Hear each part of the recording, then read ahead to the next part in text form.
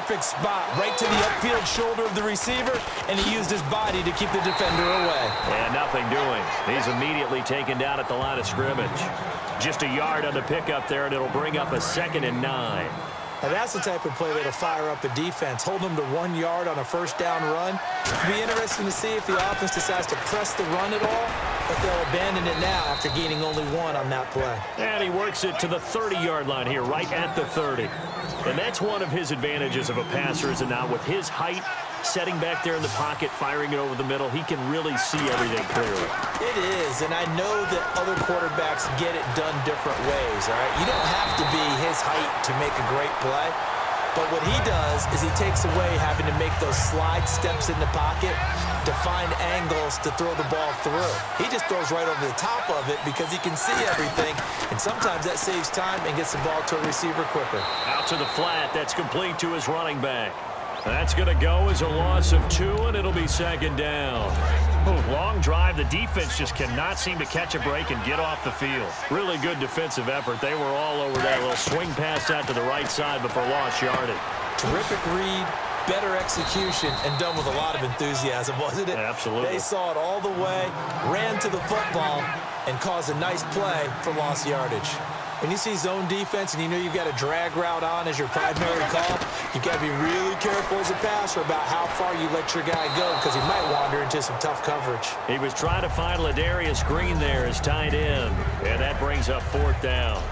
That was a difficult catch, and I admire the fact that he actually caught the football, worked so hard to get his feet down inbounds, tried to do the toe tap. Like, my dad's an accomplished tap dancer. I'm not sure he would have gotten his feet in on that one. Is he really? Yeah, that he is. How about that? What about Young Davis? No, it did not. It did not cross. It didn't carry over. No, it stops right there. This is turning into a bit of a death march here. The 13th play of this drive. Now Roethlisberger eluding the pressure right. Oh, and it's incomplete. That would have been big in the end zone if he could have held on. Instead, it's 2nd down. Not only did they drop what looked like an interception in the end zone, they blew a golden opportunity to shift the momentum. They come out here in the eye. They'll try and run it in with Bell. It'll go as no gain on the play, and now they're looking at a 3rd and goal. Brandon, we've seen an incomplete pass and an attempted run, not getting them anywhere at all. I'm not sure they're committed on this drive about what they want to do. I just wanted them to say, listen, let's line up. Pushing and fighting his way in for a Steeler touchdown. Le'Veon Bell, his 2nd touchdown of this Super Bowl. And the Steelers find a way to stretch their lead. Well, he told us he was going to hit the end zone a couple times in this game. I just don't know that he envisioned doing it in the first quarter. He probably did. I'm not sure we did, yeah. right? Because all the great ones, that's what they do. They dream about it, right? They think about it. They envision it. They think it's going to happen and almost will themselves into it. I just look at what he's done so far and just wonder what's left to come. Let's sit back and enjoy this one.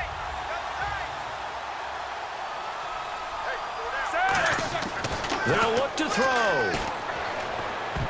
And this one incomplete. So they went for the 2. They don't get it. Should have been picked. Probably doesn't matter on a 2-point conversion, but still, as a former DB, you want to grab that ball when you can, don't you? You certainly do, and don't say it, because I know you're thinking it. Don't say it. What am I thinking? You know what I know what you're thinking. Well, if he'd had hands, he'd be playing on offense, right? That's true. You've said that before. And this return net's positive as he gets past the 25 and up to the 27-yard line. And out now, here come the Bengals. And last drive, 3 and out. Still a goose egg on the scoreboard. How do they break that goose egg? They've got to find a way to get the ball in the hands of their playmakers, get them some space, and try and make a first down and get some momentum going. It's been a struggle for them throughout the game, and that 3 and out on the last possession, that told you just how stalled they are on offense. So who will step up here? We'll see.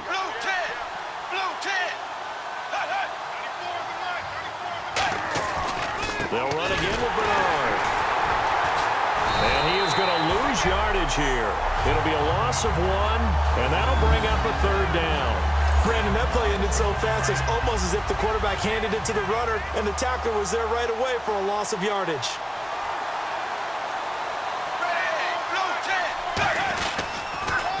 Dalton gives to Bernard.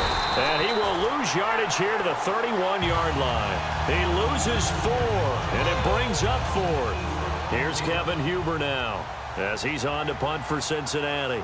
The defense won that play so fast that I think if the running back even had time to notice if anyone was there, it was just a blink of an eye, and there was a loss on the play.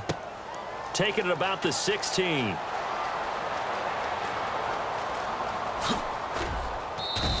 Can't ask for much more than that. A 50-yard punt followed by a...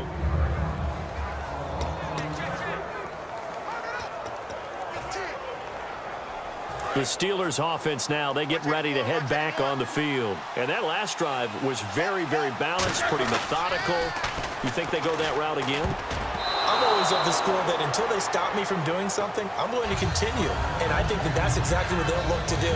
But the beauty is the balance that they've created sets up opportunities for big plays. Looks like a run, turn into a play action, and throw one deep.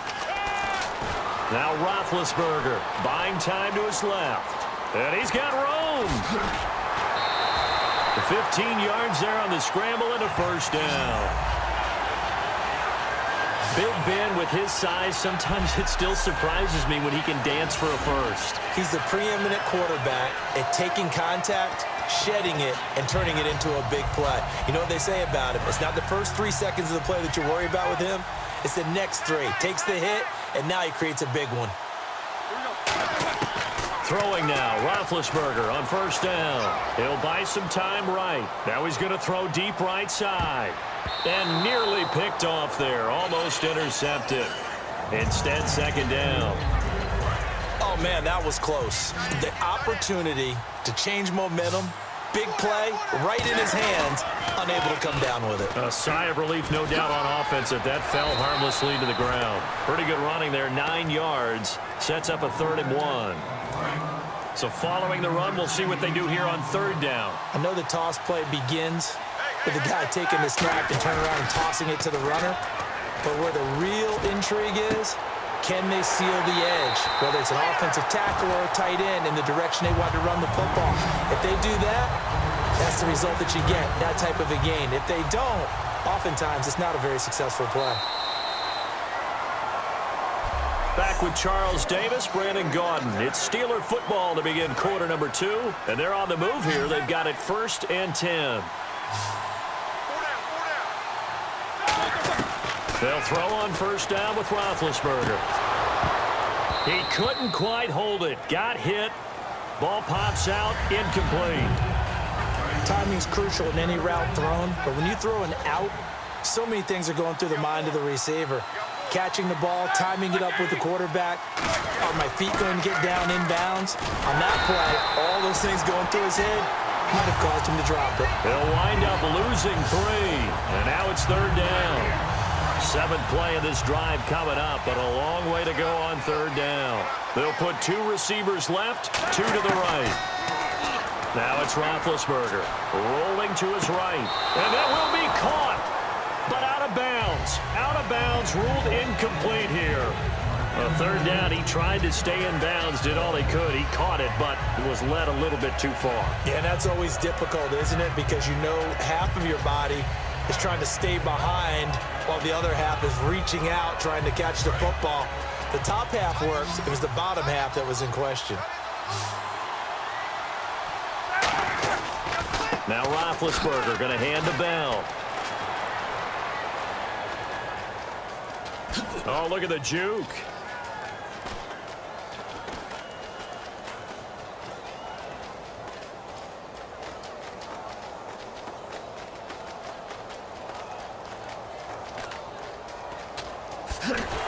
And he'll lose yardage and be down at the 7-yard line. Boy, a real head-scratcher there.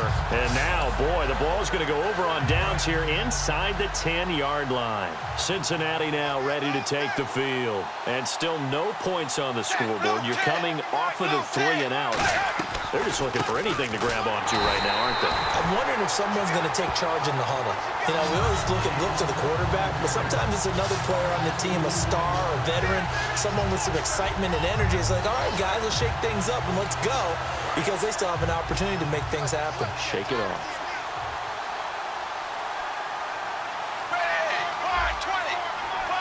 So second and goal here from the 9. Now Bernard. And he's going to be met at the line of scrimmage and taken down.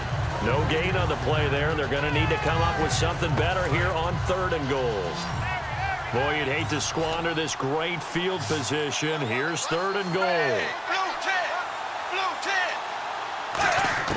Dalton on 3rd and goal. And that is incomplete. Brandon Tate was the intended receiver, and it's 4th down. On is Mike Nugent for the Bengal field goal try. From the left hash, a chip shot here.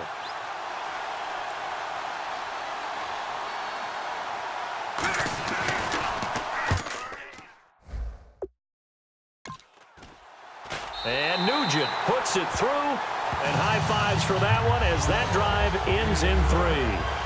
Well, the offense got the ball in a good spot, but they went nowhere. They settled for 3. Brandon, I think it's safe to say that was a major disappointment. Had a great opportunity, excellent field position, and did not be able to move the ball at all.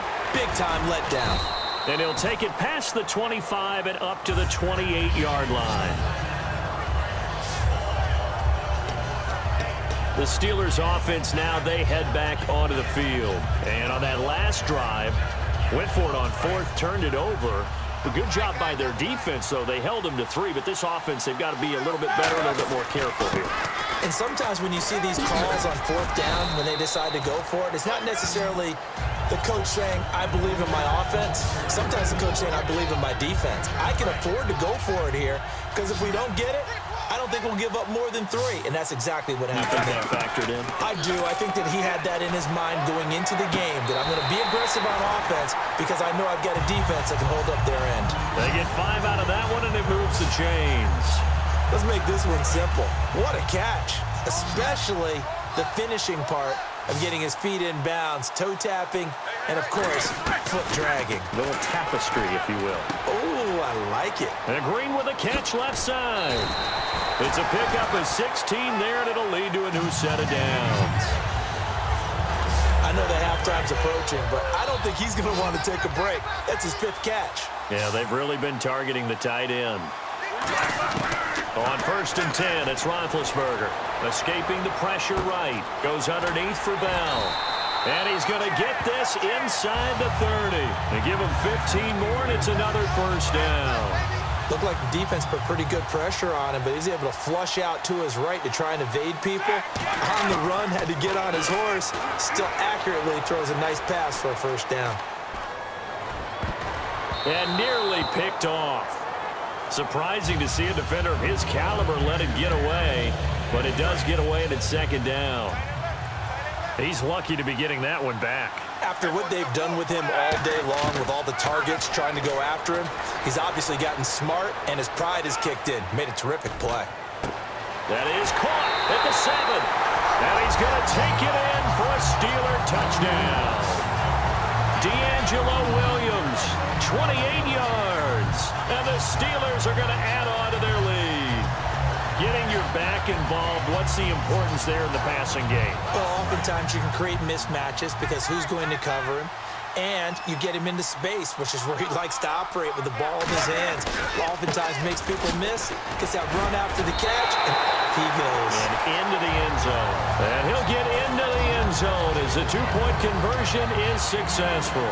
So they kept it on the ground, got it into the end zone. But, Charles, sometimes you probably see teams treat a 2-point conversion differently than if it was 1st and goal from the 2, or I should say 3rd and goal from the 2. I agree with you totally on that. A lot of teams treat it as if they have farther to go and shy away from running the football. I think this is a great spot to do it because most teams play you for the pass. Go ahead and run and let your linemen surge and fire out.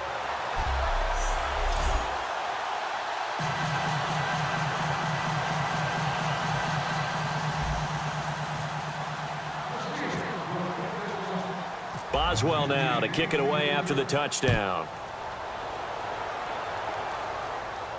That's fielded in the end zone. And no run back here. This will be a touchback, and it comes out to the 25-yard line. Now the Cincinnati offense ready to see what they can do here. And last time they got 3 points, but it was a